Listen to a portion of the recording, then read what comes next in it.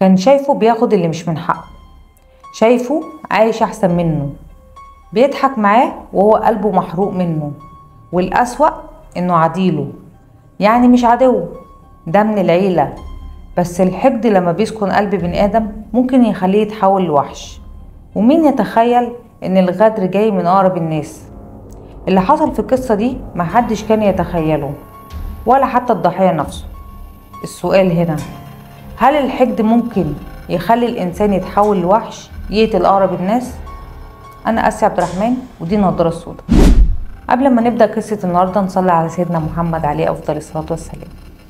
عايزة أحكي قصة النهاردة، قصة شاب اسمه محمود، مصري إيطالي، يعني معاه الجنسية الإيطالية، متجوز وبيحب مراته جدا، ومراته ليها أخت متجوزة من شخص غير مريح وغير سوي بالمرة. لكن محمود كان شخص طيب جدا، عمره ما فكر في حد بسوء نية، رغم انه كان بيشوف في عيون عديله حقد وكره وغيرة، الا انه دايما كان بيطلع له مبررات لانه بيحب اولاد عديله جدا. محمود شاب اتحدى ظروف حياته، اتحدى المرض، لان محمود للأسف كان عنده كانسر وانتصر عليه، ربنا تم شفائه. اتحدى ظروف حياته لما الدكاترة قالوا له انت مش هتقدر تخلف، ومع مرور السنين ربنا رزقه ببنوتة، ربنا يحفظها اللهم امين. نجح في كل الابتلاءات، لكن للأسف ما قدرش يفلت من الحقد والغيرة والكره، ومات محمود على ايد عديله. مش اللي موت محمود ضربة السكينة، بس اللي موت محمود الغدر. للحظة هو بيموته بيسأله ليه؟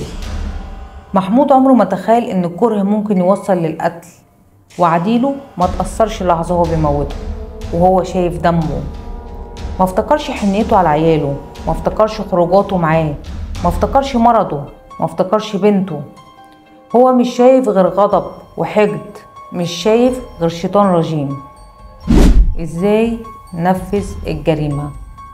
راح لمحمود في بيته بعد صلاة الجمعة وقال له عندي مشكلة مع مراتي، تعالى عشان تحلها لي. محمود قال له هلبس واجيلك. اخده في الشقة اللي جنب شقته، شقة تحت التشطيب، وضربوا على راسه بالطوبة. طلعت مراته طبعا وقعدت تصوت، ودخلت جوزها الاسانسير مع واحد جاره عشان يوديه المستشفى، وحجزت جوز اختها عندها، لكن للأسف نزل يجري وراه وهو مصمم على قتله، وضربه في مدخل العمارة 16 طعنة، ومات محمود شهيد الغدر.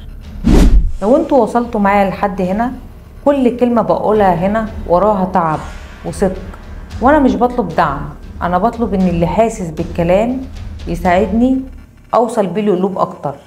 لايك بسيط وتعليق منك او شير ممكن يفتح باب لحكاية جديدة، او يكون سبب في تغيير حياة حد.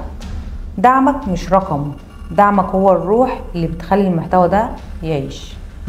انا اتأثرت جدا جدا بالجريمة البشعة دي، بس انا عايزة اسأل سؤال، ايه اللي ودى اخت مرات محمود عندهم وهي زعلانة؟ انت زعلانة مع جوزك، ايه اللي يوديك عند اختك؟ انا خايفة من حاجة يا رب ما تكونش هي، والله اعلم، ان اخت مراته كانت بتتخانق مع جوزها عشان كانت بتقارنه بجوز اختها، فبالتالي جوزها كره عديله، والله اعلم. احب اوجه نصيحة، بلاش نثق في حد احنا شاكين فيه. فلو قلبك حاسس ان الشخص ده بيكرهك وبيحقد عليك وبيغير منك، ابعد ابعد، لانك مش هتقدر تغير منه، انت اللي هتموت، انت اللي هتتدمر. ابعد وانت الكسبان، مفيش قصدك من احساس القلب. لو قلبك حاسس حاجة صدقه، وبلاش عقلك يطلع مبررات. محمود راح ضحية الغدر والحقد، كان قلبه حاسس بس عقله كان رافض، فبالتالي بيطلع له مبررات. فبلاش تثق في الناس زيادة عن اللزوم. خلصت حكاية النهاردة، واستنوني في حكايات جاية كتير. ولو انت بتتابعني على اليوتيوب اشترك في القناة وفعل الجرس، ولو انت بتتابعني على الفيسبوك اعمل متابعة للصفحة. وما تنسوش ورا كل نضارة سودا في قصة عمرها ما اتقالت، وانا جيت احكيها لكم من اولها، بس ما تتسرعوش لان النهاية عمرها ما كانت زي البداية. سلام.